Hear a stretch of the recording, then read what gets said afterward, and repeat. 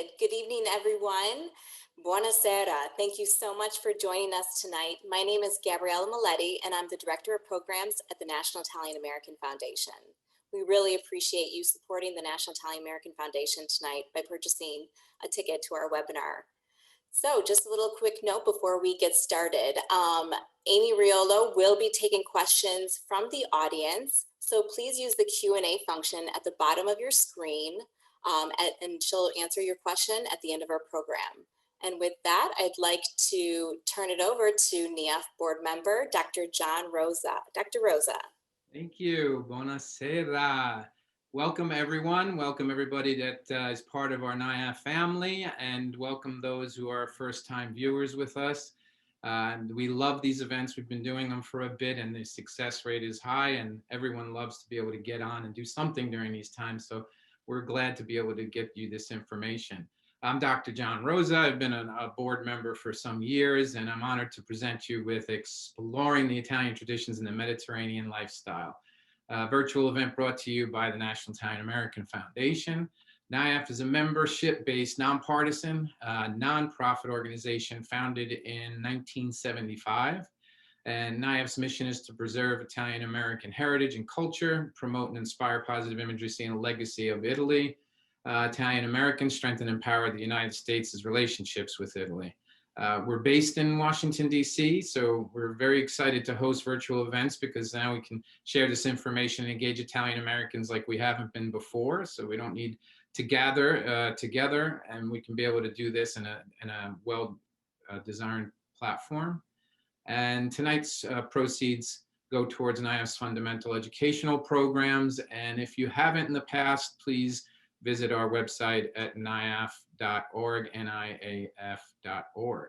Now, I am beyond excited about tonight because, as many of you know who know NIAF and know what I do and who I am, I've been intricately involved in the integrative medicine world for years. And it's a personal vision mission of my own to make a difference in the lifestyle of how we think, eat, and treat ourselves. And this topic couldn't be closer to my heart and what is really needed to make a difference. And, you know, we're joined by such a good friend to NIAF, and Amy Riolo. She's explored the Italian roots of the Mediterranean lifestyle. Like, what a great topic. And we'll talk virtual culinary tour back to ancient times to learn how tenets of the world's healthiest diet were upheld in Italy's Magna. So we're talking about all the things that are near dear to my heart. And it's not just the food, it's the lifestyle that's attached to it. I'm sure we'll hear a little bit about that, because sitting around the table with happy, smiley faces is equally as health-ridden as the food that you consume. Amy Riolo is an award-winning best-selling author, chef, television personality, and Mediterranean diet advocate. She's known for sharing history, culture, and nutrition through global cuisine, and a graduate of Cornell University. Amy's considered one of the world's foremost authorities on culinary culture. She's a culinary thought leader who enjoys changing the way we think about food and the people who create it. She's a food historian, culinary anthropologist, Mediterranean diet advocate, who makes frequent appearances on numerous television and radio programs, both in the United States and abroad, and smiles on my face to introduce, no further ado, I want to welcome Amy Riolo. Welcome, Amy. Thank you so much, Dr. Rosa, for that beautiful introduction, for the heartfelt testimonial, and for all of the great points that you bring up. I think it's the perfect framework for my talk. I'm really honored to be here. Grazie, Gabriella and Natalie. Thank you all so much for inviting me and for your hard work. Buonasera a tutti, buon martedì, and happy Nutrition Month, right? So this is a great time, Nutrition Month, to be having this discussion. And also it's Women's History Month. So I think it's ironic that they're both together, no coincidence. We're gonna talk about a lot of wonderful things tonight that hopefully will warm your hearts and open your palate.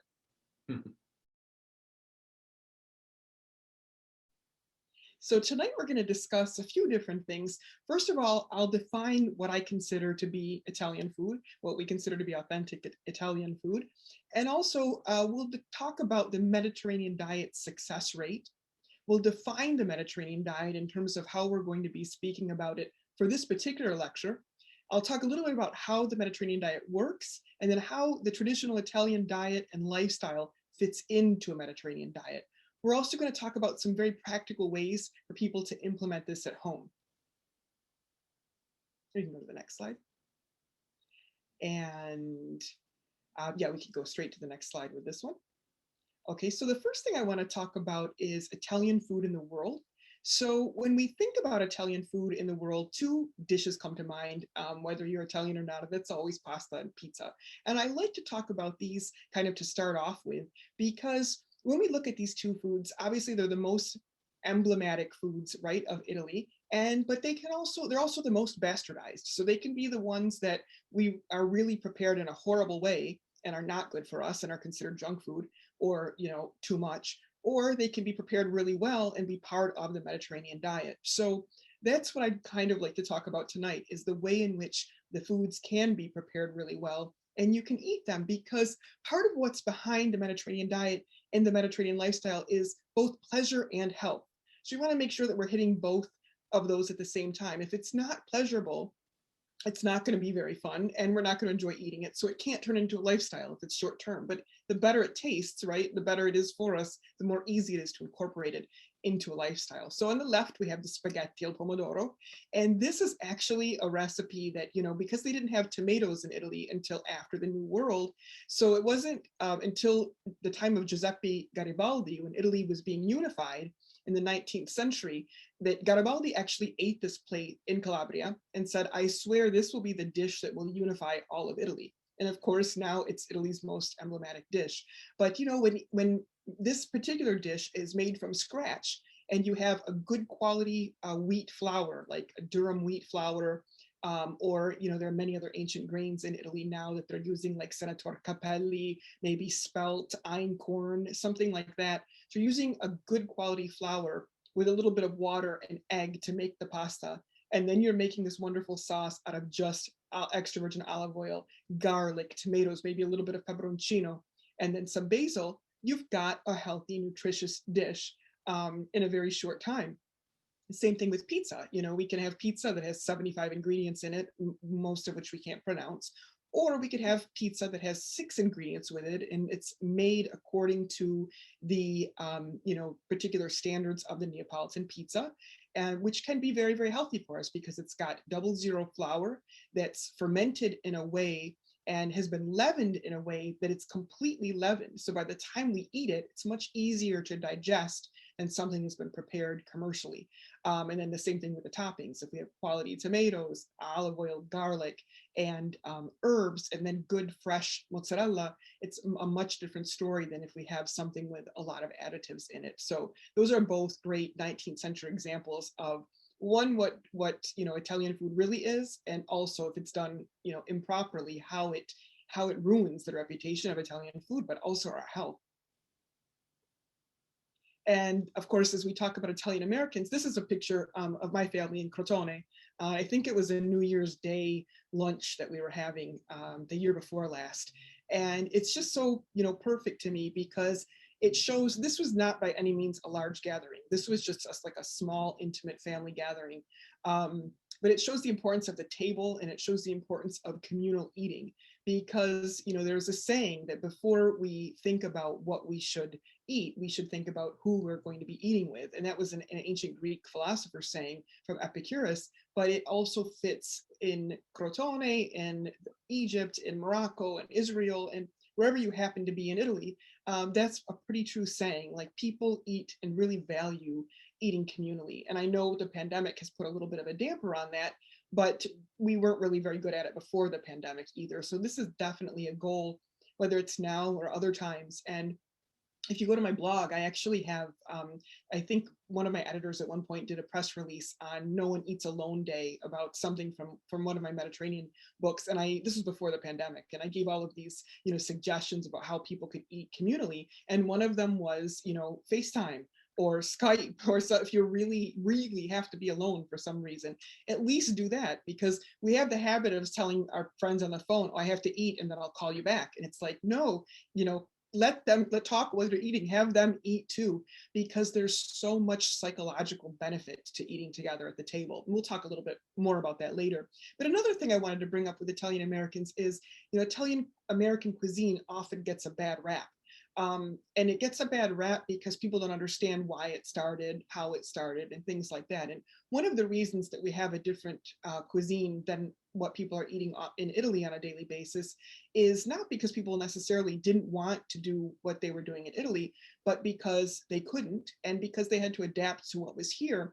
One of the things that happened when a lot of immigrants came to this country, especially if they were living like in New York or in Boston, in a major urban area where there were tenement buildings or things like that, was the hospitals would send out social workers to these buildings with translators to meet with the mothers who just arrived and didn't have a lot, and their husbands were working, in mines or in factories or doing hard labor, and telling them, if you want your children to grow up and be healthy and strong like these American kids, all the doctors are now promoting meat and potatoes. You've got to feed your kids meat and potatoes if you want to get them healthier and stronger.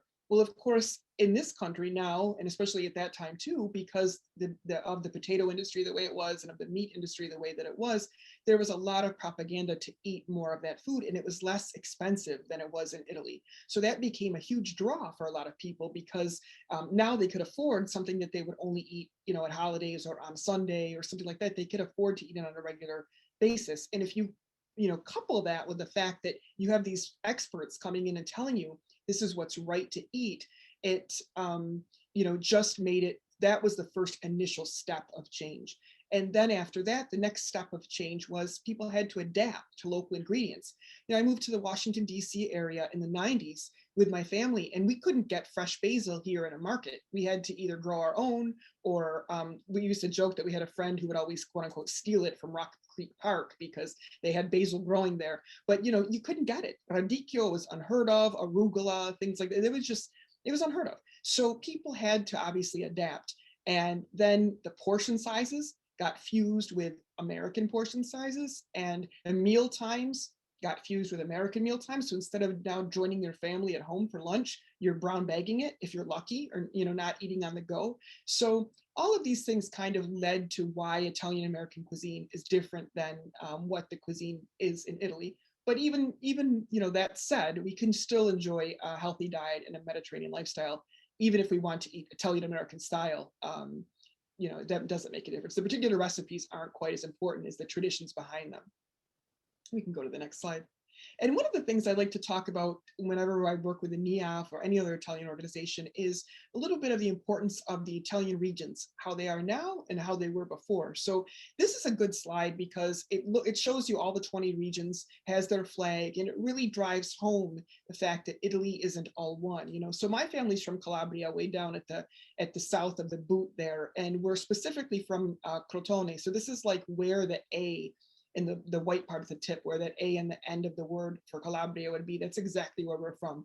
So Crotone's on the Ionian Sea, and across from them are Greece. And long before we had Roman influence, we had many, many centuries of Greek influence there. And this definitely set up the tone. Whereas in Sicily, being so close off the coast of North Africa and having several times of Arab dominance there gave them specific ingredients. And then up to the north in Genoa with the trade routes, and Venice was once a sister city with Istanbul and Cairo. So all of the different cities and regions in Italy had such great influences that it's hard for us to just call it Italian food without looking at the little differences. But we have, of course, unifying things, and then we have the things that distinguish each of the regions that are worth examining as well. Then we can go to the next slide. This one shows a little bit about the indigenous settlements that were in Italy. So the first known ones that we know were in Basilicata. So Basilicata is the only Italian region that has two names. It's Lucania and Basilicata, and they had inhabitants 700,000 years before the Common Era there. And Calabria was soon thereafter. In Calabria, we had first two tribes. The people in Basilicata were called the Lucani. That was the name of that tribe. In Calabria, we were the Enoltri, which comes from the Greek word enos. We were called the wine cultivators, and the Itali, which is where the word Italian eventually comes from. In Abruzzo, they had the Saniti, which were a pre-Roman tribe. Sicily had Sicani and others. Tuscans had the Etruscans. And I like to talk about them because we kind of always give all the credit to Rome, but there was a lot of stuff going on in all over Italy before the Romans, which inspired our diet and our way of living as well. And this is a picture of the Mediterranean Diet Museum. So this is actually in Salerno, which is in the coast of the Cilento. And it's very famous because Ansel Keys, who's a famous American doctor and researcher, went there in the 50s and did a lot of his research on the Mediterranean diet right in the Cilento. So even though in Calabria, they have other places known for the Calabrian diet and the research, the Mediterranean diet and the research. This one in the Cilento coast is probably the most popular in Italy. So when Italians talk about, they come to the table and say, we're known for the Mediterranean lifestyle because we're Italian, and other countries are saying, well, no, it was this and it was that, and we're claiming it over here. Italy has a very strong reason to claim the Mediterranean diet. And in my work, I don't like to kind of give one country credit or another. I really like to look at how all of the countries in the region, what they have in common, the synergy, how they created this beautiful lifestyle, and how it can be seen in different places in the Mediterranean. That's a little bit more of my focus, but it's important for Italians to know that there definitely is a lot of roots of the Mediterranean diet in Italy. So first we talk about the Cilento, and then this next slide will show us a little bit about some of how that got to be in some of the other places. So this is in 180 of the Common Era. You can see all of these different colored trade routes, which talk about different types of things that they were trading from Rome throughout, basically the whole entire Mediterranean, but also most of modern day Europe as well. And this led not only to an exchange of good, but also to an exchange of people, an exchange of types of food, an exchange to cuisine. For example, the Roman Emperor Justinian married Theodora, and they lived in Constantinople, which is modern day Istanbul, and she was of Central Asian descent. So she would bring into Istanbul all of these great things like, the foods of modern day Turkey and Iran and those places. And then obviously the Roman emperors got it, they brought it into Rome, and it helped to give us a lot of that, very varied global cuisine as it is known nowadays. And then this slide, so this is our second stronghold in my philosophy for the Mediterranean diet. In addition to the Cilento, which Ansel Keys discovered in 1950, here we have the 6th century before the Common Era, Pythagoras, which is this gentleman's statue down there, going and setting up home in Crotone, which is my ancestral hometown. So this is, the column is the Temple of Hera, and it's right on the Ionian Sea in Capo Colonna in outside of Crotone in Calabria. And Pythagoras, in addition to being known for mathematics, when he set up a school in Crotone, he actually set up a school which taught not only mathematics but also physics, poetry, music, and diet and nutrition. So he was a vegetarian. He's known as being the first vegetarian in the West, the father of vegetarianism. But even despite that, when he had students or disciples or people who would come to him for advice, if it wasn't recommended that they live a vegetarian lifestyle, he would let them have meat. So his daughter married Milo of Crotone. We say Milone in Italian. Milo was one of the world's strongest men. He was known for winning all of the Olympics in Greece at the time. And because he was a wrestler and an athlete, Pythagoras allowed him to eat meat in his diet. But Pythagoras was the father of what is called the Greek diet. And the Greek diet was the predecessor to our modern day Mediterranean diet definition. So even that had a role in Italy and in Calabria at that time. Also the first pasta, those are lagane noodles over there, which come from the Greek laganon. Laganon is a bread eaten in the Greek Orthodox faith on Clean Monday, which is the Monday before Easter. So they'll be, eating that coming soon in the Lenten season. But here we see this pasta. So people tell you Marco Polo brought back pasta with him from China. He did, that's true, but it wasn't the first pasta that Italy ever had. They had it in Roman times, but they had it much, much before in Magna, Grecia, in Calabria. And here's a little different look at the empires, throughout the times. If you look at Italy in the year 1000, is to compared to Italy and antiquity, which is on the left, you can see again how things were split up and how many different types of influences they had. So on the left, the purple, the yellow, and the orange. The purple represented the Carthaginian Empire, so from modern day Tunisia. The yellow represented the Greek control, and then the orange represented what was considered to be Italian states. And this note that France is called Gaul. So this was even before the Roman times, because France was still called Gaul at that time. And then if you go over to 1,000 years later on the right-hand side, you can see all the little states are starting to kind of get split up. You have Sicily being called an emirate, right? So like the United Arab Emirates, like totally under Arab control. Calabria and parts of Basilicata and Puglia were under Byzantine Empire. You have Corsica was of course disputed at that time. The Kingdom of Lombardy, which is where Genova is, also spilled into modern day southern France and Provence. So it just gives us, again, we can see how Mediterranean it is because every state had its roots in like a different place in the Mediterranean. And then this is what is called the Mediterranean Diet Pyramid. So this is a new version. And this was invented by Oldways in the Harvard School of Public Health and the European Office of the World Health Organization, because they wanted to come up with a way to define the Mediterranean, traditional Mediterranean diet for Americans or for people who wanted to reap the benefits of it. So a little disclaimer that rarely gets talked about in the media, but I like to talk about it all the time, is that when Ansel Keys in the 1950s first went and did the 7-country study, and he studied in the Cilento in Italy on the Mediterranean diet, it was during Lenten time when he first went there. And when a lot of American researchers would go to Greece to study the Mediterranean diet, it would be during Lent.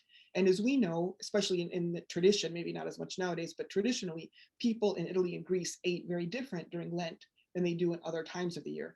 And the Greeks especially had a much longer fasting period and much stricter fasting rules, like they would be vegans during Lent. So a lot of these researchers came back to the United States and said, you can't have meat at all. And all these people in the Mediterranean aren't eating meat. And that's not true. Meat always had a role, but it was reserved, sparingly. So this pyramid shows you starting from the bottom up, what you should be doing and having a lot, and then what you can still are allowed to have, but just less. So like the bottom of this pyramid is be physically active and enjoy meals with others. That's actually the base of the Mediterranean diet. Because remember, the word diet comes from dieta, which is the Greek word for lifestyle. So when we look at this, thinking about what activities we're going to do in the day, how much time we're going to spend with others, all of that kind of thing, that's the main part of the lifestyle. Then, like Epicurus said, then you worry about what you're going to eat. So the biggest chunk of the food portion of the Mediterranean diet is organized around plant-based foods. So here you have your fruits, your vegetables, your grains, your seeds, your nuts, olives, olive oil, herbs, spices, things like that. And if you have to, you could survive off only of those, right? You could be a vegan with those ingredients and do very well. Those are the things that the majority of your meals should be made mostly of if you want to follow the Mediterranean lifestyle. And we're going to talk a little bit later about how and Italian styles and things like that. Then the next pyramid up is the next layer up is fish and seafood. So in the Mediterranean diet, they recommend having fish and seafood 2 to 3 times a week.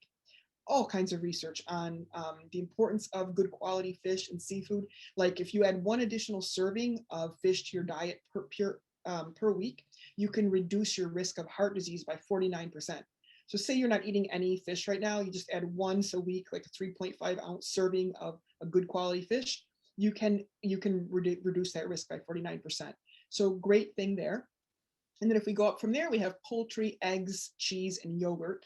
I can't stress enough the importance of these ingredients. Of course, not all ingredients are the same. And the quality poultry, the quality cheeses, eggs, yogurt, milk really make a big difference compared to what is not quality. And you just need a little bit to get a lot of benefits in terms of the calcium and the different types of protein and nutrients that are in those ingredients. From ancient times, way as we're talking about these indigenous settlements, way back in those days, people couldn't afford to have an animal and slaughter it every day to eat it.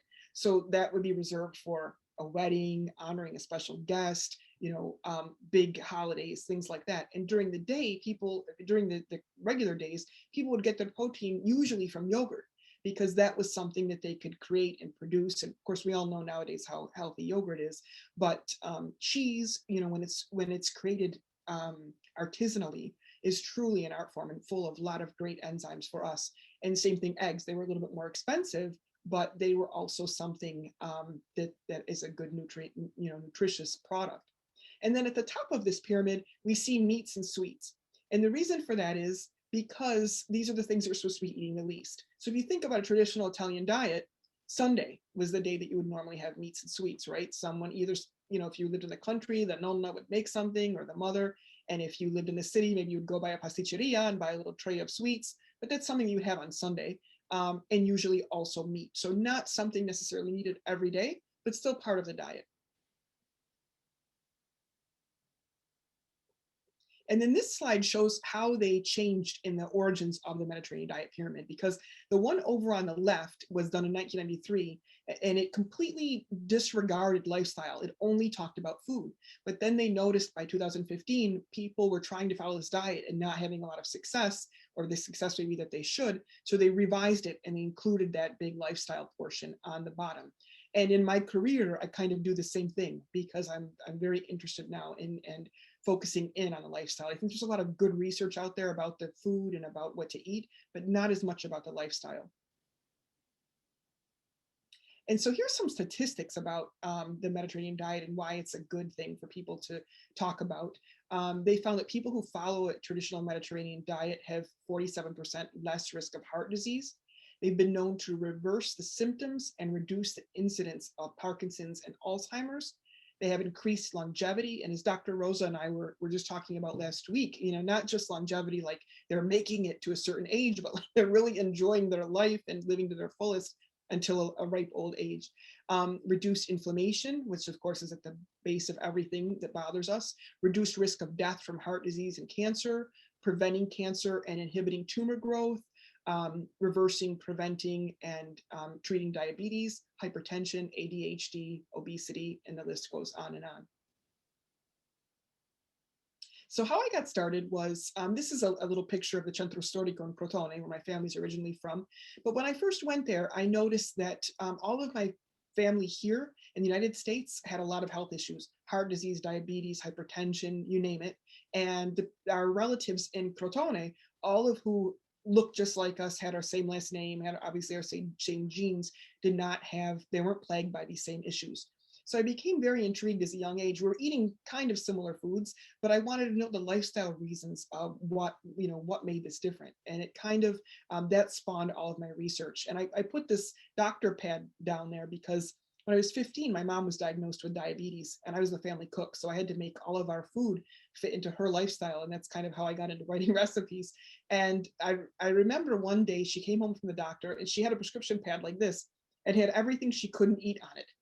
The doctor said, "You've got diabetes. This is what you can't eat." And he sent her home. He was a great guy, bless his heart. But it was a different time and it was a different approach to looking at things. So for 3 days, we went around and we kind of mourned because we looked at this list and it was like everything that we loved eating. And we were like, oh no, how are we going to not eat it? This was before the internet. It's before the cookbooks in the world were the way that they are today. And I was before food TV, and I really didn't know like how to cook for my mom in a way that we would like. So, it spawned all of this stuff that later on caused my career. But what I did was I eventually said, okay, mom, these are the things you can't eat. Now let's make lists of things that you can eat in every food category. Let's make a list of all the fruits and vegetables you can eat. Let's make a list of all of the healthy fats you can eat. Let's make a list of the dairy and a list of the protein and things like that. And we did. And that's how I started planning her meals. And so that's what I teach people today is like, no matter what you've got, a lot of people have, celiac disease or sensitivities to certain thing or allergies.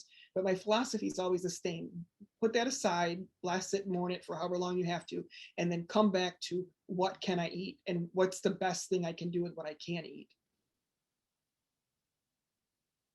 And so by the time I did my 5th cookbook, this was in 2016, but it just got picked a couple weeks ago by Women's Health magazine as one of the best Mediterranean diet books for 2021.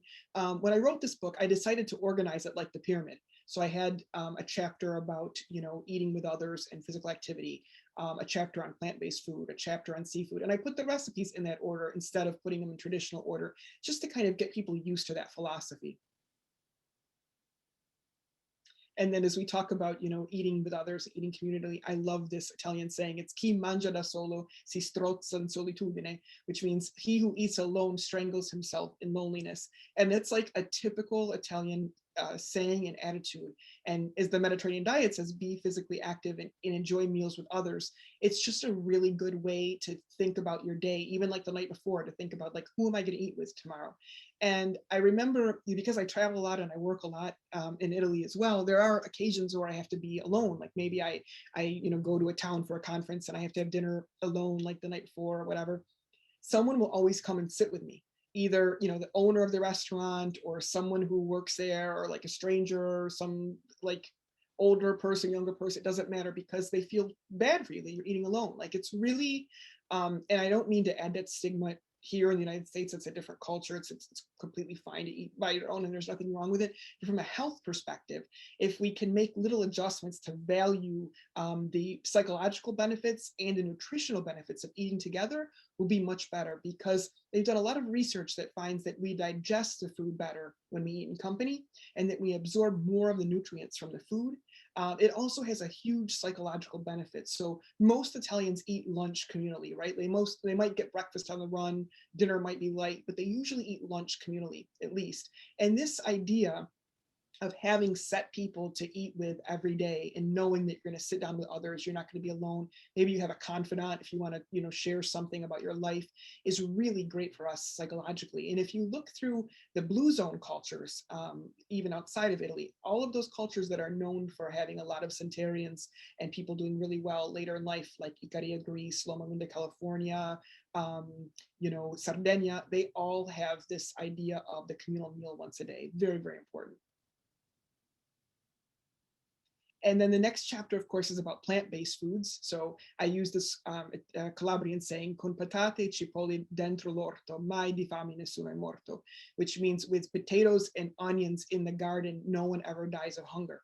And, potatoes and onions seem like very simple ingredients, but you can, if you know how to cook, you can really get a lot of flavor out of those two ingredients.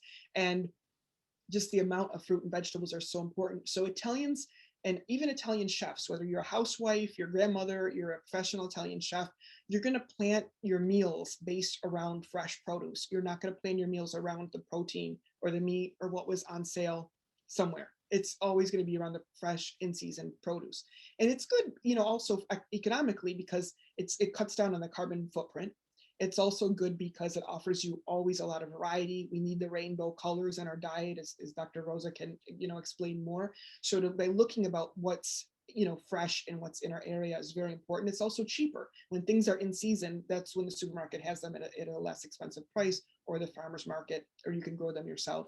But our bodies actually crave what is in season in the area we live in. So if you live in Cleveland, Ohio right now, or you live here in Washington, D.C., or in New York, or in Miami, or in LA, you're each going to need different nutrients in your body to get through this time of year. So by eating those foods that are in season at this time, you will be a lot better. You'll get a lot more nutrients out of those foods. So it's important, really important to eat what's local for that reason too. And then the other things that I want to talk about that are in terms of plant-based foods that are really important are grains and olive oil. So of course, there's a big push right now, thankfully, by the Italian government, who gets a lot of funding, sometimes from the European Union, to help rediscover ancient grains, ancient olives, and indigenous grains, olives, and grapes to different regions. And of course, these were the backbone of the Mediterranean diet. This is what people were eating all across the Mediterranean since antiquity. And so these are staples in our diet. And if we can get good quality ones, the better we'll be. And there's a lot of interesting discoveries going on daily by these heirloom grains. They call them autoctono in Italian, the indigenous olives from certain regions, the grapes also. So, it's very different if you just eat like an Alicino olive that can be had in a lot of regions in Italy, or if you eat an Intosso variety that's only in Abruzzo, or if you eat Nocellara de Belice that's only found in one area of Sicily. And so we're trying to protect this biodiversity with protecting all of these range of things. But just by knowing that, good quality grains, good quality olives, good quality grapes the amount of polyphenols that the latter two have for you, and the amount of good nutrients that grains have for you. You know, things like spelt and barley that we don't think a lot about right now, and they're not very in vogue, are so good for our health, and you know, literally would be worth their weight in gold if we were eating the good quality stuff. So that's very important to remember. And also the cultural significance, right? You couldn't have a civilization without these ingredients before. And many of our religious traditions in the Italian culture, and also communal traditions, were based upon grains and olive oil. Olive oil is often called green gold in Italy. And they found olive oil that was being produced. They have a jar that some archaeologists just found, about 2,000 year old, in Naples, and it's on the museum. It's in a museum in Naples. You can go and actually visit this relic. So we know that they had it there at that time. But it was about the 4th millennium before the Common Era, where they actually had it in Egypt, and they were using it not only for culinary purposes, but also for cosmetics and for healing. In the 8th century before the Common Era, in Magna Grecia, so Calabria, Sicily, the Cilento, Basilicata, Puglia, all this area had olive oil. And the Romans were known for, it was started by the Phoenicians, but then after that, the Romans continued to spread the olives and the olive branches all over Europe. And you know, the reason why, and the Mediterranean also, the reason why the olive branch is considered a symbol of peace, you know, as we look at Palm Sunday, and people are going to start talking about olive branches and things like that, is because it took the olive tree 20 years to bear fruit. So no one, as you were going around, if you were a Roman or a conqueror from one country to another, and you wanted to set up shop, you weren't going to plant olive trees in a war-torn area. You were only going to plant olive trees in a peaceful area, because you knew that you would be there 20 years later to reap the rewards. So that's why we often extend the olive branch as a symbol. Today, Italy is the second largest producer in the world of olive oil. And the majority of Italian olive oil comes from Puglia and Calabria, even though it's very rarely advertised as that way. It just gets, you know, blended in with other Italian olive oils, or it gets, you know, doesn't go by their name, unfortunately, but those are the two main producers of Italian olive oil. And then I love the saying at the front, because it says, you know, the production of oil isn't just a career, it's a tradition. The olive isn't only a fruit, it's a relic, which is so true. So these are some of the things that good quality high phenolic olive oil can do for us. It can prevent the formation of blood clots. It can lower total blood cholesterol, can boost our immune system against negative effects of toxins, microorganisms, parasites. It helps with calcium and absorption of other nutrients as well. They believe it can help with reducing the risk of rheumatoid arthritis, also malignant tumors, breast cancer, colon, and bowel cancer. And you only need about 2 to 3 tablespoons a day to get these great benefits. Other plant-based foods that get really left by the wayside a lot of times, I think, here in the US, are beans and nuts. So beans and nuts are not just, you know, nuts aren't just something that you have as a snack or like as a bar food in Italy. They're really part of recipes, they're part of the diets, and then they're also usually served with fruit at the end of a meal. So a traditional, you know, dessert on a regular weekday meal in Italy would be fruit and nuts. And on the holiday, the fruit and nuts would, you know, become before the regular dessert. So a lot of good quality nuts with healthful fats in them are eaten in Italy. And also beans, you know, so we should be having a serving of beans or legumes every day in our diets, even here in the United States. And I think a lot of people fall short, but they're really easy to make. They're inexpensive, and they're great in our environment. You know, when we talk about diet, we talk about lifestyle, it's hard not to talk about farming, crops, and things like that, because it's a big part of it. And here in the States, a lot of our big industry farming, they just do one crop over and over again. They don't rotate. And so the soil becomes overused and it doesn't get a lot of different nutrients in it. Whereas in Italy, I often go, like when I lead my culinary tours, I'll talk with the winemaker or with, you know, the olive producer or whoever, and I'll say, you know, what do you do in between season? And a lot of times, like in between the wine season, you know, after they've gotten all the grapes, they'll plant beans. Beans are a very good, you know, like easy on the environment and good thing to enrich the soil in between harvests. So here we have our legumes again, lentils, a great addition to the Italian diet, lenticchie, and also seeds, right? So we have the semi di lino, the flax seeds, we have sesame seeds, and nigella seeds. These are also great additions for the healthful fats, and also, you know, for the other types of nutrients that they add into our diet. And one of the things that, if I had to just pick one portion of this discussion to talk about to kind of help people at home to get more flavor into their food without all of the fat and all the cream. So if you work in a restaurant, you're a chef, or even you're a home cook and you want to like quickly make things taste better, easiest way is going to go, you know, fat and salt, because fat and salt always make things taste better. They're low-hanging fruit, they're cheap, most people have access to them, and it's just an easy way to get your food to taste better. So then as you're trying to be healthy, a lot of people are trying to get away from using fat and salt, even, you know, high-profile chefs. Where can they turn? Well, the Mediterranean diet, and especially the Italian diet, is really easy because you've got so many herbs, fresh herbs and spices.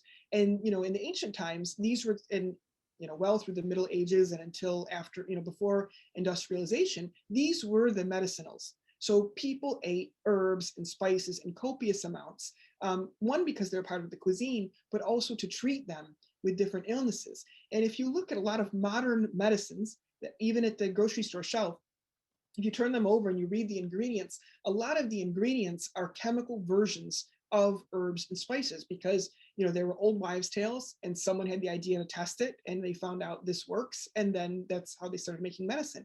But it was cheaper to make a chemical version than it is to just use the natural herb or the natural thing. Unfortunately, in the United States today, a pound of basil costs a lot more than a pound of meat, you know, really fatty meat. Not that meat is bad, but we want to be eating more herbs than we are meat. So that's a little bit of a disadvantage.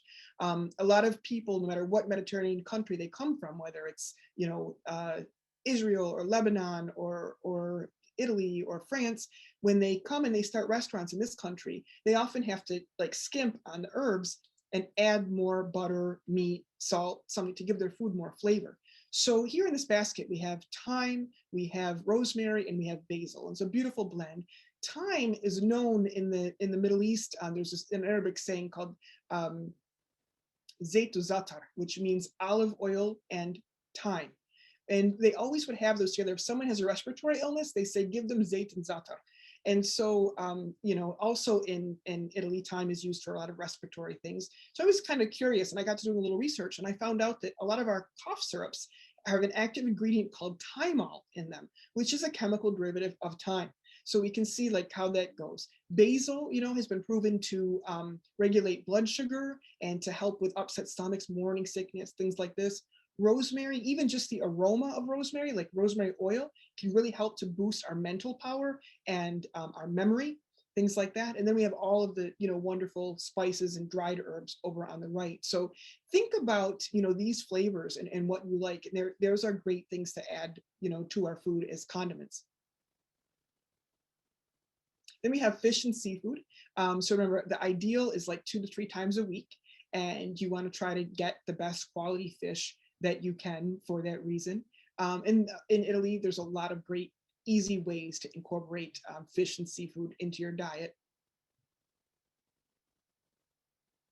And then this next slide, poultry, eggs, cheese, and yogurt. Again, you know, eat them sparingly, like a couple times a week, but they can be a great addition in terms of calcium, nutrients, protein in the diet, and definitely a mainstay and things that you see at meals across the region on a daily basis. And then meats and sweets. So these are the things we should be eating, you know, the least of, but we can still enjoy. We don't have to completely give them up. There's a big push nowadays, I think, and it's a lot easier for people to just say, you know, I'm going to go cold turkey. I'm going to cut off everything. I'm not going to have any sugar. I'm not going to have any meat. I'm not going to have any. If that works for people, that's great. But one of the most beautiful things about the Mediterranean lifestyle is you don't have to say no to anything. Because you know, for me, like the minute I swear off something, that's really what I wanted. Even if I didn't care about it that much before, the minute I promise I'm not going to eat it, becomes a lot more attractive. So here you don't have to, you know, with the Mediterranean lifestyle, you can still know you're going to have them, look forward to it, really enjoy it, but then get back to the other stuff for most of your meals. And of course, water and wine, right? The main common things. So all meals, you know, not soda. And of course, there are other places in the Mediterranean where they don't drink wine, but maybe they have another drink. In this portion of the discussion for the Mediterranean diet, we think about the polyphenols that are in the red wine. And those are those antioxidants that are also found in good quality extra virgin olive oil and a dark chocolate that are really good for us and, help with all of these, anti-aging and different things that are going on in our body. So it's nice to have some polyphenols if people can drink. And if not, there are other types of drinks that have the antioxidants. Like, for example, in Morocco, it's not traditional to drink wine with meals, but they have the green tea. And green tea is also known for having a lot of antioxidants and also polyphenols in it. So in this part, I talk about kind of some of the Italian recipes from some of my books, which really fit well into the Mediterranean lifestyle, that you could close your eyes and not necessarily give them credit to one country, but know that they do exist in Italy. They're very common and that they do a great job with the Mediterranean lifestyle. So this one on the left is a Tuscan recipe called fagioli in uccelletto, which is cannellini beans that are simmered in a tomato sauce that has a lot of sage in it. Sage is also really good for balancing out hormones, for mental function, that kind of thing. And so, to simmer these beans, which I mentioned wanting to have a serving of them a day, they call this recipe in uccelletto because uccello means bird. That's how they used to that's how they used to simmer game birds when they would have them for a meal. But now a lot of people just do it with beans. It's a great healthy recipe. And then on the right, I have another similar bean-based dish with involtini di melanzane, or eggplant rolls that are stuffed with day-old bread and herbs and a little bit of pecorino cheese and things like that. And then next to them, I have some crostini with a little bit of artichoke puree. Anybody's ever spent time in Rome, you get a whole new appreciation for artichokes, and you want to see them in every possible way you can. And this is one of my easy ways to get them, especially when they're in season. Soon they will be. And then here on the left-hand side, I have some swordfish bundles. So this is a recipe that has swordfish, an eggplant, herbs, tomatoes, a little bit of pine nuts. And on the right, we have what is called a piñata di capra, or a goat stew. In Calabria, Basilicata, and Puglia, they still eat goat in the spring. Goat's actually a very nutritious meat, very low fat, and it has it's very close to the Easter traditions and things. A lot of places you could obviously substitute beef or lamb or whatever you like, but it shows a good example of a stew that would be eaten there. And then I have a chickpea soup with some shrimp and rosemary on top. So this is a good example kind of the Mediterranean diet in a bowl, very Calabrese style dish.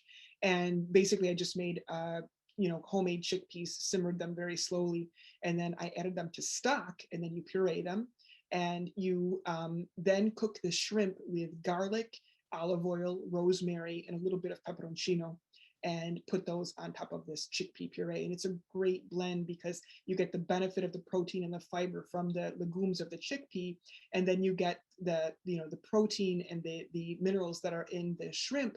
But whenever you add olive oil to a dish, this is really important. A lot of people don't realize it. We know olive oil is healthy on its own. So I'm going to show you. I think I have. So this is I have my own private label olive oil now. So this is my oil.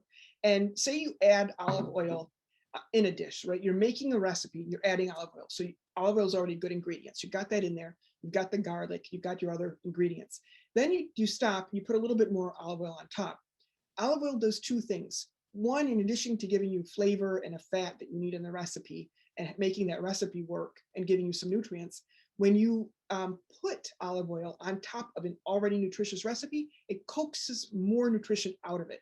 So like the fish on the right-hand side is going to have more nutrients if it's got olive oil on top of it than if it didn't. So you get the olive oil nutrients, you get the fish nutrients, and then you get an additional benefit of the more nutrients being coaxed out of the fish because you use olive oil on it. So this one, I call it pesce in acqua pazza. So in Napoli, the idea of acqua pazza, or crazy water, is a little bit of broth left over from your fish or your other protein, made with garlic and a lot of peperoncino. That's why they call it crazy, and cherry tomatoes. But I did a different version on this. Instead of cherry tomatoes, I did it with grapes. I just wanted to do a little something different. But those are great examples of Italian, Mediterranean style seafood dishes. And then here we have an Italian cornbread, which is actually made, like with a polenta type of flour, ground cornmeal, and good because it doesn't have the traditional flour. People can't have that. It's got some mozzarella cheese in it and some sun-dried tomatoes.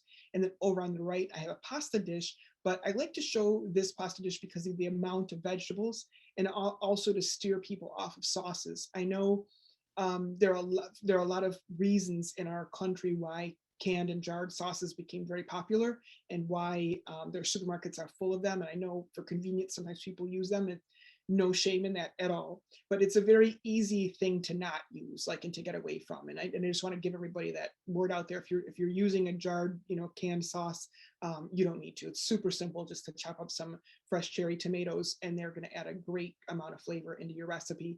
But the reason why people think pasta is unhealthy or versus healthy, number one thing is the sauce. Usually it's whatever you're putting on it that makes the pasta unhealthy, not the pasta itself that it's unhealthy. Most of those canned and jarred sauces have mostly sugar, sometimes corn syrup, a lot of fat, a lot of other chemicals that we can't pronounce, and there's no need. Like, you only need olive oil, garlic, peperoncino if you like it, and herb, and you're good. Like, you have a really great thing. So trying to get people away from that, and fresh vegetables, the more the better. And then also not to overcook the pasta. So in Italian, in Italy, there's pasta al dente because it's the right way to do it, but it's actually more nutritious, right, than overcooked pasta. So try to let it be very al dente when you're enjoying your pasta. And then this is one a little bit about desserts. So as I mentioned, like fruit and nuts can usually be a typical daily dessert that people would eat. That way they get more of those nutrients in, they're good for them, and they get a little benefit of that sweet flavor. And then on the right-hand side, I have my traditional almond, olive oil, and cherry cake. And that's a good example. Even a lot of Italian sweets, I'm not talking about the pasticceria that you go to and have the cannoli and the really over-the-top stuff, but like the homemade sweets, or like the more common sweets that have a little more often, are usually made with healthful ingredients, and they're usually also based around fruit. So when it's apple season, you have an apple tart. When it's blueberry season, you have a crostata di mirtilli. When it's whatever fruit is in season, usually dictates your dessert if it's a home dessert. And then of course, pane. So my very favorite thing to make, I would love to do it, talk just about bread because it's so important, and poor misunderstood ingredient food and our culture, that again, example of you could have the best thing or the worst depending upon how it's prepared. But I love bread, no matter what culture I'm talking about, because it's the one ingredient that links us all, as human beings, to our own personal ancestors, but then to our larger communities and the other people that we interact with every day. And to teach children to make fresh bread with just a few ingredients is really, really a beautiful thing. And if you have good quality bread made with good quality grains, maybe a little bit of olive oil, some sea salt, and water, that's really all you need, and it can be a great base for a recipe. And it's just important to know the only difference between when bread was great and when it is now is the amount of physical activity that we're getting, and the fact that the bread was fresh and artisanally made compared to how we're doing it now. So if anyone's looking for any fun hobbies during COVID, or just things to do with more time at home, making your own bread can really, really give you a really pleasurable hobby, a lot of rewarding experience. And there's a saying that, and research, that when you smell food up to 15 minutes before you eat it, and you hear about it, being described, you actually digest it better and you absorb more of the nutrients. So making bread, smelling that fresh bread that's ready it's actually a very healthy thing to do, and a healthy aroma to have in your home. And it also gives you a workout. So there's this a saying that I love: il cibo gradito è meglio digerito, which means the food that's better enjoyed is better digested. And that's just a great, Italian attitude, because we want to be healthy, we want to make those commitments, but at the end of the day, we want to also really enjoy what we eat. So we want to make sure, as we're looking at what we should eat, that we're incorporating the things that we like the most about them in our meals. And then this next section briefly talks about some just kind of daily organization for people. And what I wanted to do with this was, I developed it for the Library of Congress a couple of years ago for a program I was doing for them. And I wanted to think about what Italian housewives did way back in the day when, being an Italian housewife was a thing. And, the morning, people were thinking about prepping dinner. You had to be, because you had to, procure the ingredients, you had to make sure you had them, all that kind of thing. So we get away from that nowadays because everything is at our fingertips. And now with an app, we can just order it in. But we want to make sure that in terms of our nutrients and in terms of that we're eating healthfully, we still take advantage of this type of mentality. So, but in the morning is when you should be thinking about what you should be having dinner, in addition to eating breakfast, and also maybe, brainstorming about snacks and lunch. If you need to do shopping, noon time is kind of a great time to do grocery shopping and get inspired, because you got a little bit more, energy to you, and you're a little bit likelier to make some healthier choices at noontime. By nighttime, you should kind of be planning breakfast and lunch for the following day. And then, of course, weekends or whatever days off you have are the better times for grocery shopping, and then also for doing what now they call weekend warrior, where you you use a day to prep your food and get a lot of things ready so that during the week you don't have to spend so much time cooking. And then I always say these are some great Italian strategies that we can always incorporate, into our modern kitchens. The first one being use as many fruits and vegetables as possible. The second one is use leftover vegetables and bones to make stocks. So it's becoming a trend now in the restaurant world and in the food industry, but it was always this way in Italy, like the zero waste policy. It's good for our environment, good for our waistlines, good for flavor. You really want to make sure we're not throwing out anything that we don't have to. So even if you've got leftover roasted bones, they don't have to be fresh bones. They can be roasted bones. Maybe you roasted a chicken and then you deboned it. You've got all of these bones now. Or you're making shrimp and you've got shrimp shells. Those ingredients make the best stock ever, because if bones have already been roasted, they're going to give you a lot more flavor in your stock. So you just throw them in a pot. You're peeling an onion, save those peels, because that onion peel is going to give flavor and color to your broth. When we dye Easter eggs, in addition to the Italian traditions, my step grandmother was Greek, so I have to do the Greek traditions. Those beautiful red eggs that are dyed like the color of my fingernails are achieved with regular onion skins. So use those for your color of your stocks. Leftover peels, so many things can be transformed in different ways. And we're always looking for more creative, more delicious ways to use those leftover ingredients so that we don't have waste. Also make your own breadcrumbs. In addition to the jarred sauces and the canned things, store-bought breadcrumbs have a lot of things in them too that we don't really need, and they don't have great flavor. So by making your own breadcrumbs, with bread that's become a little bit old, you can have better quality of those too. And we always use them in the Italian kitchen. Preserving produce. If you've got great fresh produce that isn't going to be around for a while, freeze your own, or preserve your own in jars, because that way you'll get to have it longer and you'll have vegetables on hand at home longer. So you make sure that you eat vegetables a little bit more. Also using dried beans and lentils. So pantry can always have dried beans and lentils. They're super cheap, and you can look for really innovating ways to use them, and wonderful things to incorporate in our diet. Just having a pantry at all, is so important. Is probably a lot of people have come to realize that if you weren't doing it before, during the pandemic, became really important, because a lot of times we didn't know what the stores were going to have, if we were going to be able to go shopping, that kind of thing. And so that continues to be a really important thing. So if you've got a good pantry, you're a lot less likely to eat what you shouldn't, and it's much easier to make a plan. The plans are really, really important. Also to remember kind of smaller portions, but more courses. It gives you greater variety, and that keeps you more interested in what you're eating. And it also gives you more nutrients. And then in addition to repurposing ingredients, so like the skins of something or the bones of something, you want to think about leftover food, like actually, leftover food from a meal. Maybe you had spaghetti one day and you didn't quite use it all up. We all know just regular reheated spaghetti is not the best thing on the planet. So we can make a frittata from the spaghetti, right? As they do often in Naples, and that becomes a delicious thing. Or a spaghetti almost like a pie kind of a thing with dough around it. And ravioli, ravioli are a great ingredient because the filling can be changed. So in traditional, home cooking, the Monday ravioli were made with a leftover stracotto or roast or whatever that you had for a main course on Sunday. It's a great way to repurpose it in ravioli, and also give you new type of recipe. The insalata di lunedì I love as an example. In Italy, they don't have chef's salads, or they don't make such a big deal out of, main course salads like we do here in the United States, even though people eat salads kind of like the one in the picture with most meals. But they have this Monday salad, which a lot of people do, again, with leftover ingredients from the Sunday dinner. So, maybe you had some boiled eggs left over, or some meat, or some chicken, or some seafood. This goes on to your Monday salad, and you've got this big meal type salad.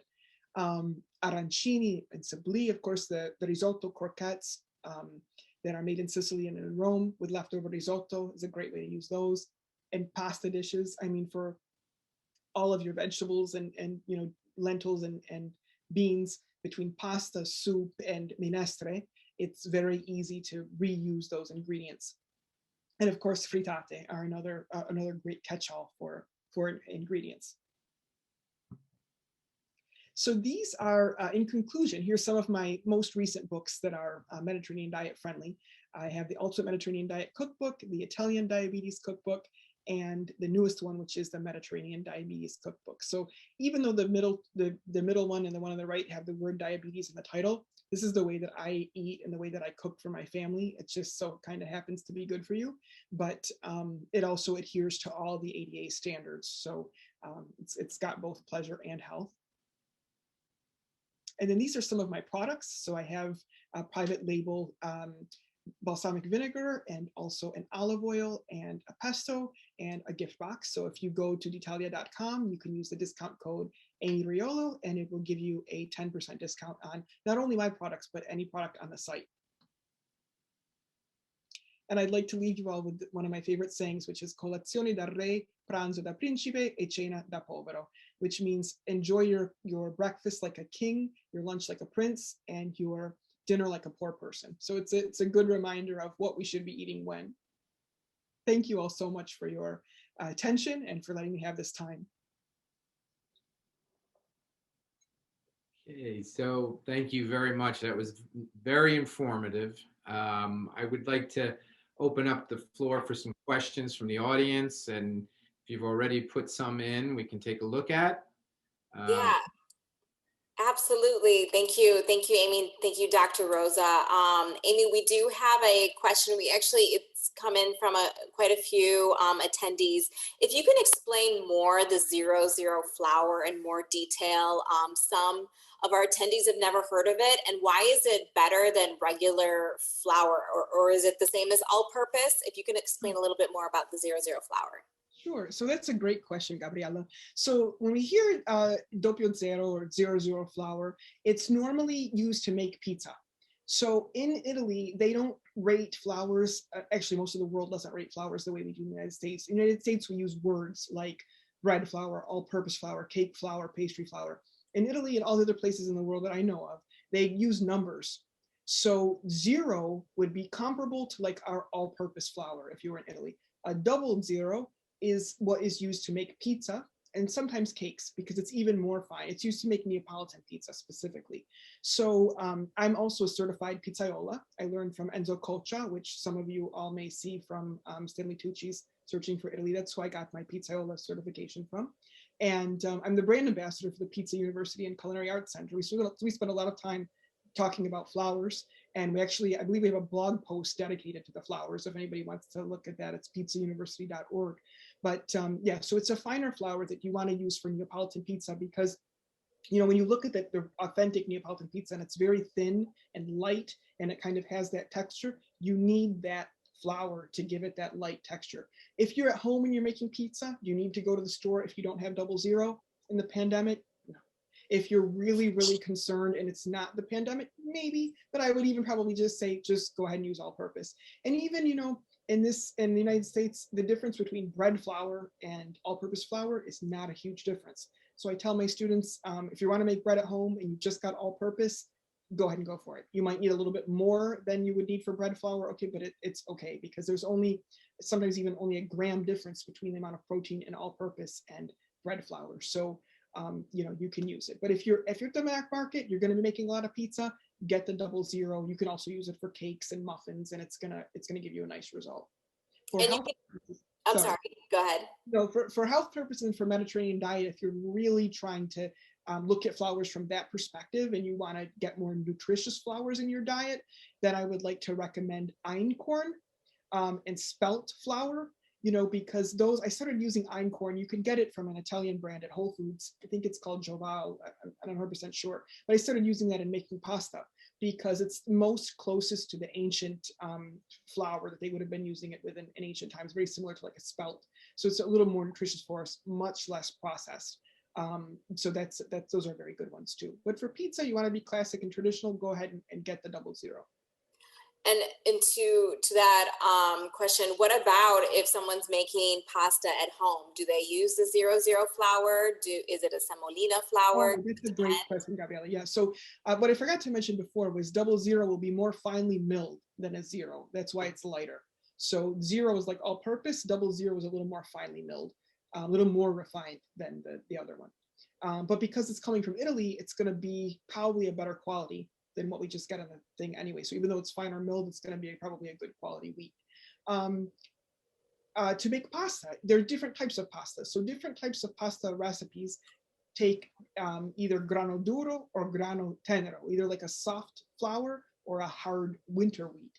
The type of pasta like fusilli and cavatelli and orecchiette and those kind of harder shapes that are like, they have a little bit more of a bite to them and they're especially more in the southern regions, they would use a grano duro. So that would be a regular wheat, but you can get it at like from Amazon, a grano duro flour. You want to make sure it's that hard winter wheat.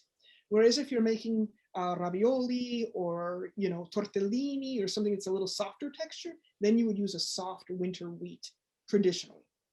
You could get by. I mean, trust me, if you're at home and you have any flour at hand, you're making homemade pasta, it's going to be better than what you buy, so it's okay. But the real tradition are the two camps of pasta, whether you're making one with grano duro and it's going to be the harder shapes, or when you're making one with like a more tender flour, like a ravioli or tortellini or something, pappardelle, something like that.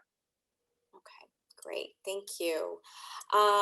Sandra Jean Grasso asks, are there particular varieties of plant foods that were important in early Italy that are still important today?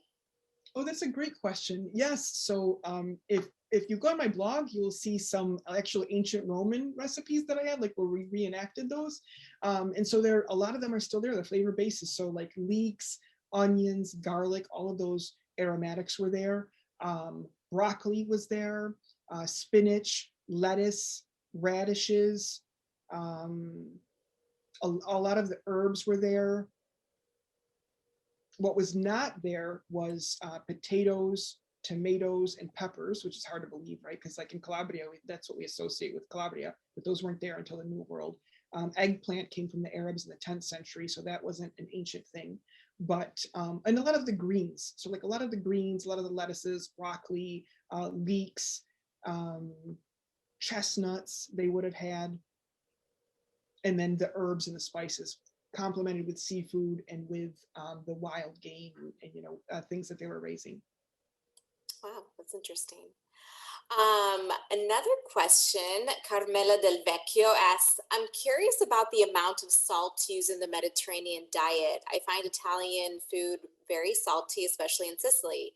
The Italian cooks on TV always use a lot of salt. Doesn't seem healthy, but maybe my experience in food is made for Americans. That's awesome. Carmela, thank you so much for bringing that really, really important point. Everyone, after olive oil, salt is probably my second favorite thing to talk about because there's a big misconceptions and there are a lot of reasons for it. If you Google my name and salt in Channel 7, there will actually be a thing that I did on the news about salt, explaining all of this reason. But the long story short is all salt is not created equal. Number one, our body does need sodium chloride to live. And then good quality salt, like unrefined sea salt, has a large amount of magnesium and potassium in it, no matter what sea it's from. And then depending on the sea, there might be some different nutrients. So magnesium and potassium happen to be two nutrients that most Americans are really not that high on, but they're ones that give us like an immediate boost when we eat them and are very nutritious for us, especially people with diabetes need a lot of magnesium and potassium. So a couple of years ago, they did a study, and this is what I cited on the news channel, they had two control groups. because we always hear low sodium, right? Low sodium. So they had a one control group, which was healthy people, healthy weight, no issues. They gave them a low sodium diet and told them to go about their life. Then they had another group, which was overweight and like either had pre-diabetes or diabetes, a lot of illnesses, and they gave them a high sodium diet. So already unhealthy, gave them a high sodium diet. The only difference was this group over here, they also gave them magnesium supplements, and they studied them for 2 weeks. Do you know at the end of the 2 weeks, this unhealthy group with the high sodium diet did better than this group? And so the theory is because they had the magnesium supplements, the magnesium helped them digest and metabolize the sodium better. And the idea is this because sea salt has magnesium and potassium. So if we eat that version, we will digest it better. So you can go to the store, you can get sea salt in these like long cylinder containers, $2 or $3, but make sure on the bottom it says unrefined, that you know that it's that pure, or that it tells you what nutrients are in it. Like in Sicily and especially in Sicily, I mean, Trapani is known for its salt, so they have amazing salt there. That's the reason why. Not only can they eat a lot of it, and they do, but it's actually good for them. It's a nutrient. And the more physical activity you use, the higher your cortisol levels will be, so the more salt that you'll need. However, if you are trying to reduce salt for other reasons, or you're just, you've got an unhealthy salt and that's all you have, I found that baby dill, so like the fresh herb dill, if you get it in the small form when it's still young, it has a lot of mineral salts in it. And those trick your palate because they taste like salt, they give you the flavor of salt, but they're not actually salt. So they're a good thing to eat. But other than that, I recommend people, use a good quality mineral salt to salt their food with, and also to make sure they're getting enough magnesium and potassium. Also, like full leafy greens are full of magnesium. So you want to make sure that we're getting the right version, because also since then we found many different versions of magnesium that are good for different things. Some help with diabetes, some help with mental function and depression, but it's really something to look at. So, and then table salt, the reason why like the one that's so ubiquitous everywhere, I don't recommend it really, is because it's been refined, so it's had all of the nutrients stripped out of it. Then they have anti-caking agents, which are chemicals. And you'll find that's the big difference between the two. So not only, it's not that the salt's bad for you, it's that they taking out the nutrients out of the salt is bad for us. Yeah, wow, interesting. Yeah, I'd add to the fact that the increased activity and the warmer climates have a tendency to have it by nature just because it's needed. So you perspire, you're losing a lot of the sodium just from being in warmer climates. So you'll see a difference in different regions on what's utilized based on what your body may be depleted in. Definitely. Yeah. Well, thank you. Thank you. Faith Nix asked, what has been the impact of the Mediterranean lifestyle / diet on how those outside of the culture view the people who partake, and how those inside of the culture view themselves? I have to think about that question for a minute. So read the first part slowly, Gabriella. I'm sorry.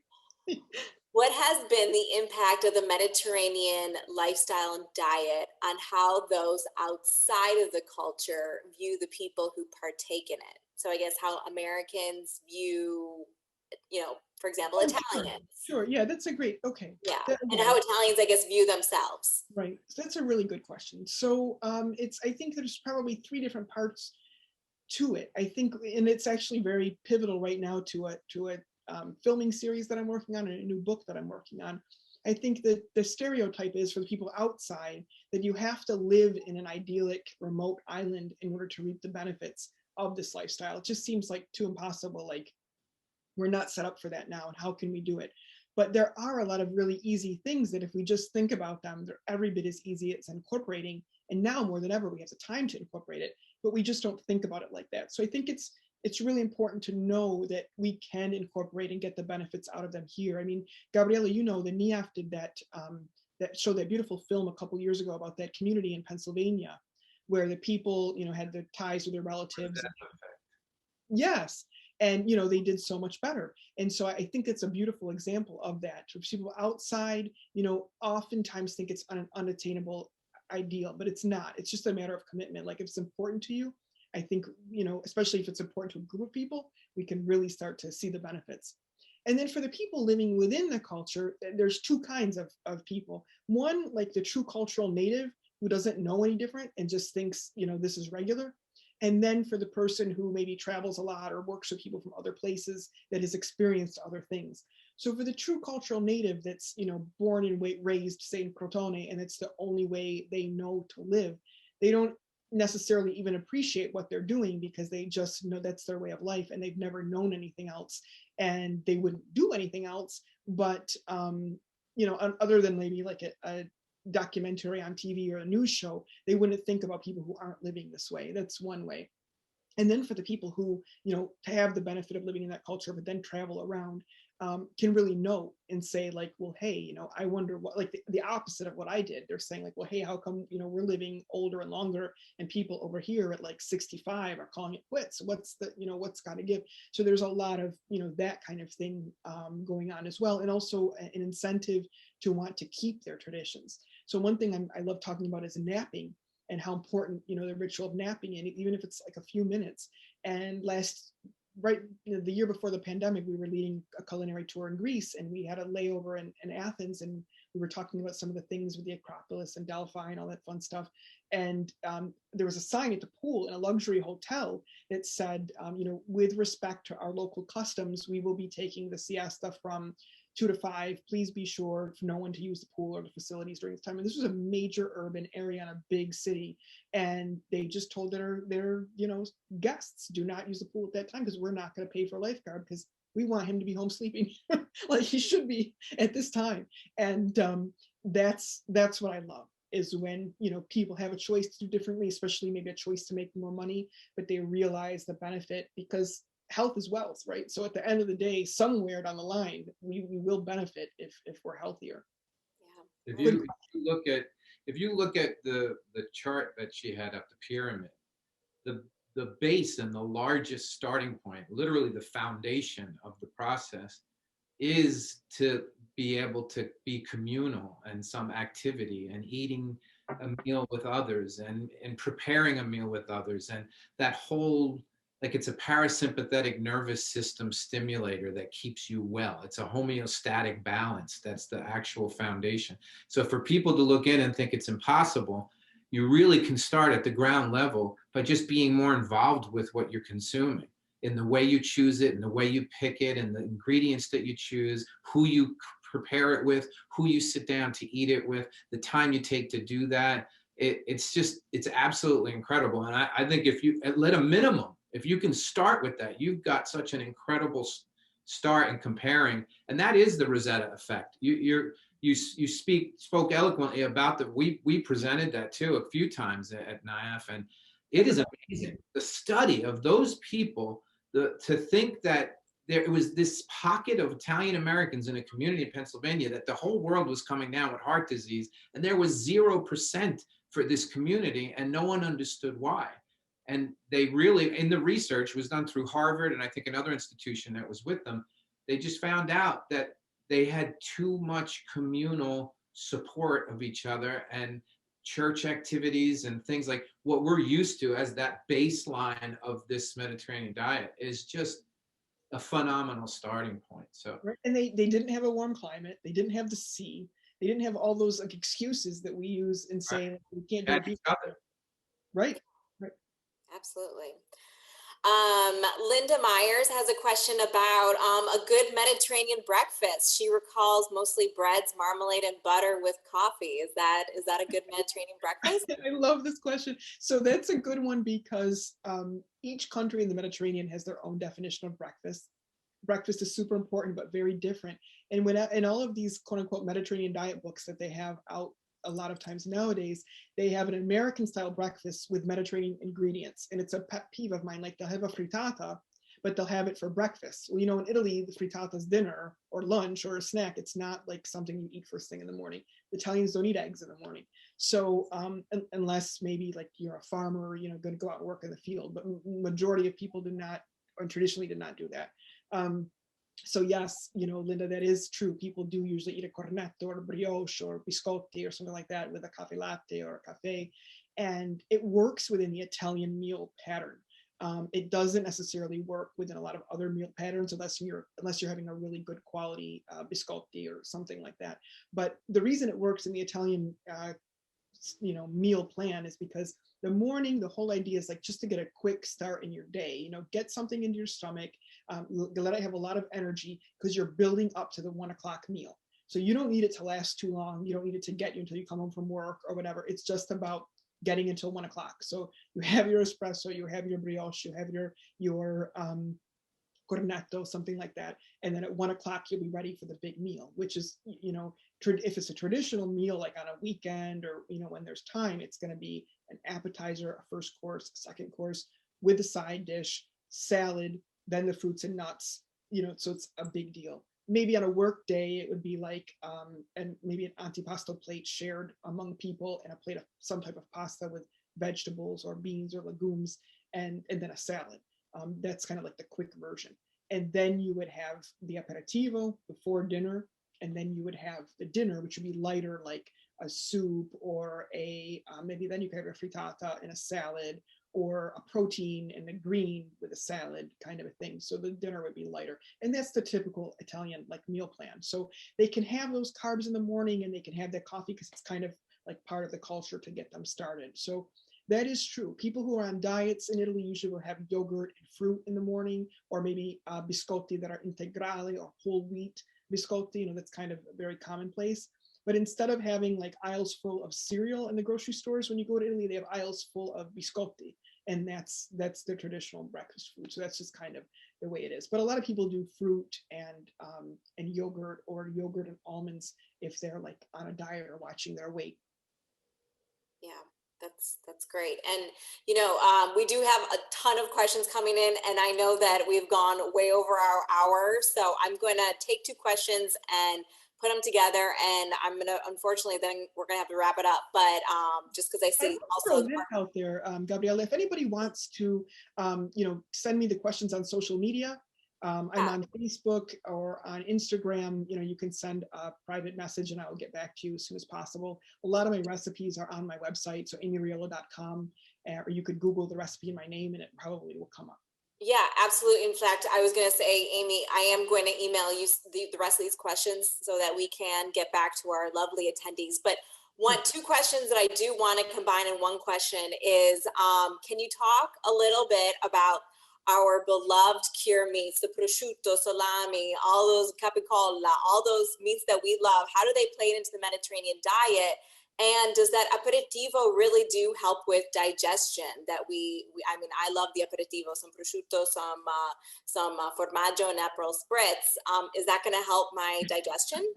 Yes. So, well, here again, the aperitivo is usually communally done. People very rarely have aperitivo by themselves. So it starts out that way. And it gets your psyche and your senses, smelling and anticipating food, which is very good. There's usually some nuts involved in the aperitivo, which they found a handful of almonds and olives. Also, olives are usually part of the aperitivo. So almonds and olives, especially 15 minutes before a meal, can really help us to absorb more nutrients and eat less. So if you're cooking in the kitchen, you don't have a lot of time, you're really hungry and you want to get the meal done, just stop for a minute, give yourself some almonds, give yourself some olives, and really enjoy that, savor it, and then continue to cook as you go. It's a great thing. For the what was the second part of that question? About the cured meats. Oh, the cured meats. Prosciutto and salami. It's funny, in the pictures, whenever they go to give me graphics for my books, they always give all these pictures of cured meats. It's like that's the only thing they found to do with Italy or with any other country. And I say, we can include them, but like they shouldn't be the only thing, But yeah, so traditionally the cured meats are really important because they didn't have refrigeration. So if we wanted to have meat consistently, the animals weren't slaughtered all the time. They would slaughter the animal. There would be a big communal feast, which they still have in southern Italy, especially in Basilicata, in Calabria and Sicily, either fish or animals, and they slaughter them.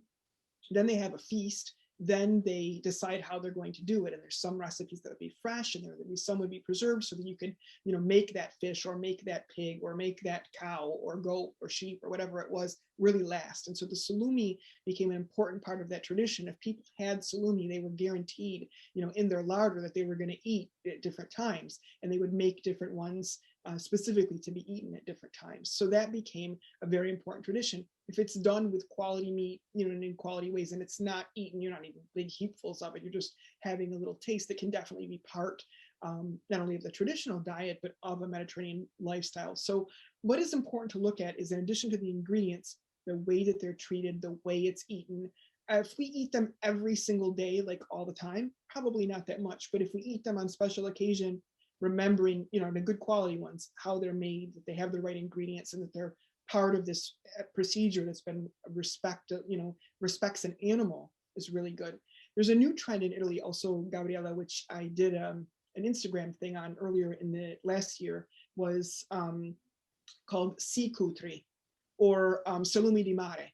So the idea that you use seafood and you age it in that way is actually an ancient tradition. We got away from it. They're starting to do it now. So in Calabria, the nduja is really important. The pork product with the peperoncino, they do a tonduja, which is made with fresh tonno, and they do it with the nduja. So they're doing all these ones with seafood, and those I would say enjoy all day, every day. And then like the other ones, maybe a couple times a week. That's good to me. I'm happy that prosciutto is still safe. Well, as we mentioned, we are going to be, for those of you who didn't get their questions asked, I am going to send your question directly to Amy and we will get a response.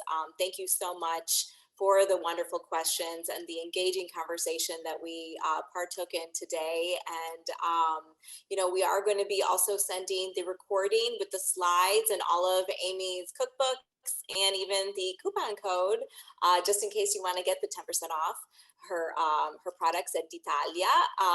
And so, Dr. Rosa, you want to close it out for us? Yeah, I mean, I hope everybody enjoyed it as much as me. It's in my wheelhouse and does complete my vision and mission of everything that you said. Very well done. A lot of great information. We so appreciate it. The NIAF family appreciates it. And I hope everybody out there, and a big thank you to you guys for supporting us. National Italian American Foundation is trying to continue its projection of all good Italian Americans. And we picked a gem tonight to have with us. And she's going to be doing another event with us, right? In March 30th on extra virgin olive oil and wellness. Yes. All right. So, I mean, am I invited? Absolutely. All right. Says once again. I think you should leave. So you can visit niaf.org on the website, and you can subscribe to that next event and any of our events that we have. And once again, grazie mille. It was a fantastic presentation. I love what you do, and just keep fighting that good fight and getting that information back out to us with food, no less. At this hour, I've been Pavlovian response with trying to not wipe my face while you spoke of all the foods, but thank you so much. Grazie a lei, Dr. Rosa. Thank you so much, Gabriella. It's always a pleasure. Have a wonderful evening. Bye, everyone. Ciao, buona serata. Buona serata a tutti. Ciao.